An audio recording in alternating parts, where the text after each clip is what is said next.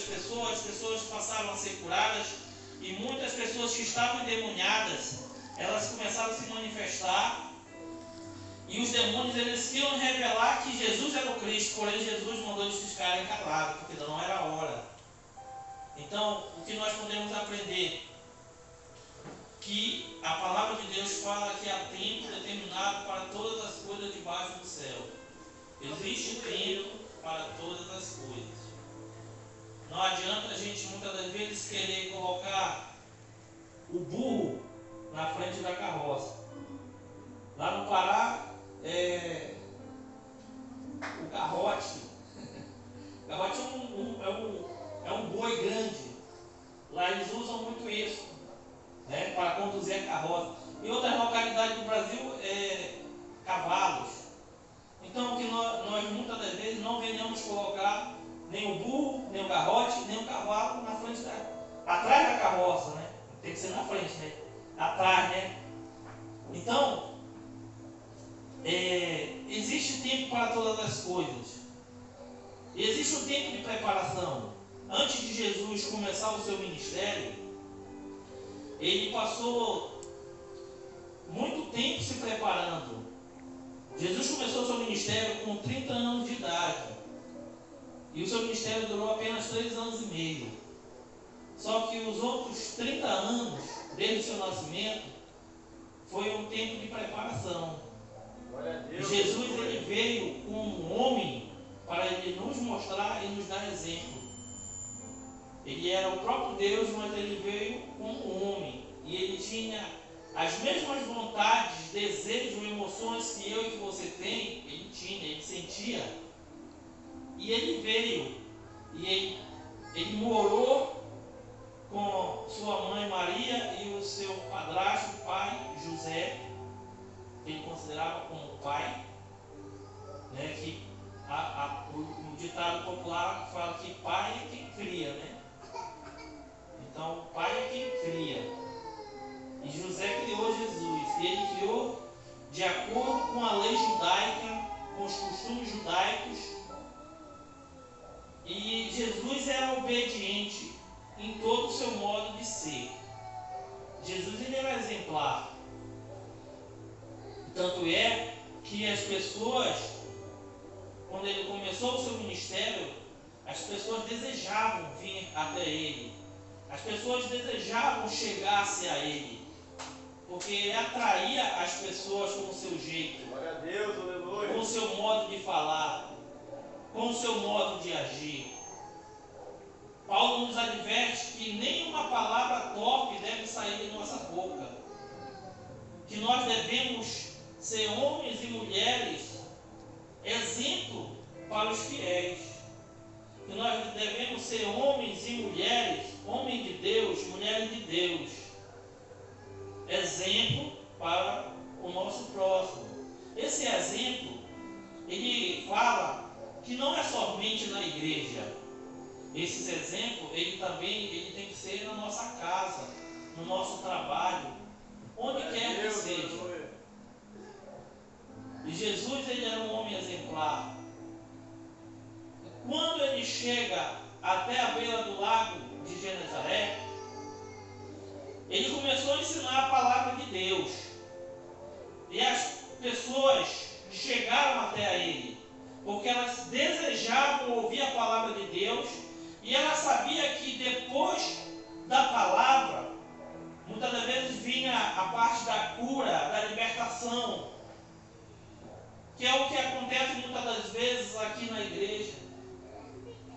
Então, isso é bíblico. E Jesus, ele pega, para a multidão não apertar ele, que ele estava na beira de um lago, ele pega emprestado um barco, para ele poder ficar em cima. Pega essa daí. Jesus pegou um barco emprestado. Jesus pegou um jumentinho emprestado para entrar em Jerusalém. Jesus pegou até uma cova, um túmulo, sepulcro emprestado, não era dele. A única coisa que Jesus não pegou emprestado, que era meu e que era seu, e ele não negou-se a pegar, foi a cruz. A cruz não era dele. A cruz era minha e a cruz era sua. Glória a Deus, aleluia. Ele tomou para ele, por quê? Por amor de mim e por amor de você. Aleluia, Deus.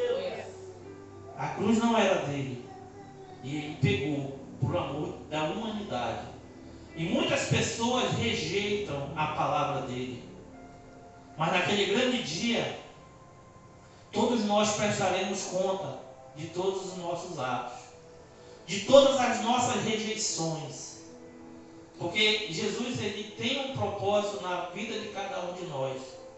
Jesus tem um propósito na minha vida e Jesus tem um propósito na sua vida. Cabe a mim e a você abraçarmos esse propósito. Muitas das vezes nós estamos desanimados. Isso é normal porque nós somos seres humanos. Eu também já estive desanimado. Praticamente passei um ano desanimado. Mas nunca desisti do Senhor. Sou um homem cheio de falha, de defeito. Procuro me corrigir. Já estou há 13 anos no Evangelho. Com altos e baixos, idas e vindas. Mas nunca larguei a minha cruz. Sempre pelejando, sempre perseverando. Às vezes fraco, moído, mas eu sempre nunca rejeitei o Evangelho. Nunca deixei de dizer, eu sou crente, eu sou isso, eu sou aquilo. Sempre buscando a palavra de Deus. Glória a Deus, aleluia. E muitas das vezes nós queremos arranjar desculpas, razões para não fazer a obra dele. E Jesus, ele vai deixando. O Senhor Deus vai deixando, vai esticando a corda, né, como diz o apóstolo. Vai esticando a corda.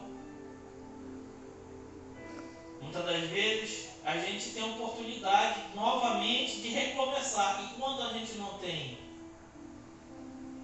Louvado seja o Senhor, porque muitos de nós temos a chance de recomeçar novamente. Mas muitos não querem. Por causa de, às vezes, uma simples coisa. A gente carrega muitas das vezes algo, um fardo, alguma coisa, e a gente não deixa, e deixa de deixar o Espírito Santo trabalhar na nossa vida. A gente não quer largar certos costumes ou algo que nos prende a esse mundo e deixar o agir de Deus na nossa vida. E não tem como o Espírito Santo trabalhar se a gente não deixar. A gente tem que largar e deixar algo que nos prende, para que o Espírito Santo possa nos tratar e possa nos moldar e colocar novamente a gente no trilho. Mas isso depende de cada um de nós, depende de cada pessoa. Não é o apóstolo ele vai ensinar, os pastores vão ensinar. Muitas das vezes a gente fala algo errado aqui, mas se você entender que o pregador falou algo errado, mas você está entendendo o que ele queria falar, não julgue. Simplesmente você vai, pega aquilo que é bom e pega para a sua vida. Aquilo que não é bom, você deixa de lado. É como a irmã Emma falou aqui na quarta-feira, muitas das vezes a correção vem. Às vezes o apóstolo corrige. Eu já falei para ele, apóstolo, sabe por que muitas das vezes as pessoas não permanecem na igreja? Porque o Senhor é profeta e o Senhor fala a verdade. E as pessoas, elas não querem ouvir a verdade. As pessoas, elas querem ouvir mentiras. As pessoas querem ser bajuladas. As pessoas querem que o homem de Deus passe a cabeça na mão. Mas a Bíblia não ensina dessa forma. Um outro exemplo. Vou levar para o lado da política. Existia o ex-presidente que era grosseiro, que chamava palavrões, mas ele dizia, mas eu não roubo. Eu não roubo. E o outro que é mansinho, que fala mentiras, as pessoas quiseram ele. Agora cada um vai colher. É dessa forma. E Jesus muitas das vezes ele falava com mansidão, ele ensinava, mas muitas das vezes, quando era necessário ele falar mais duro, ele falava. Quando Jesus falava, quem não comer da minha carne e quem não beber do meu sangue, não é digno de mim. As pessoas interpretaram errado, de forma diferente. Às vezes o pregador está pregando aqui, a pessoa interpreta de uma forma errada. Eu não vou mais para a igreja, porque ele falou comigo, ele falou isso. Às vezes o pregador nem está falando com o abençoado. Abençoado. Deus está direcionando para uma outra pessoa, ela pega. Só aquilo que é ruim, é engraçado. O pregador falou 200, 300, 400, 500 palavras. E dessas 400, 500, 100 eram boas, uma era ruim. Adivinha o que ela pega? Pega ruim.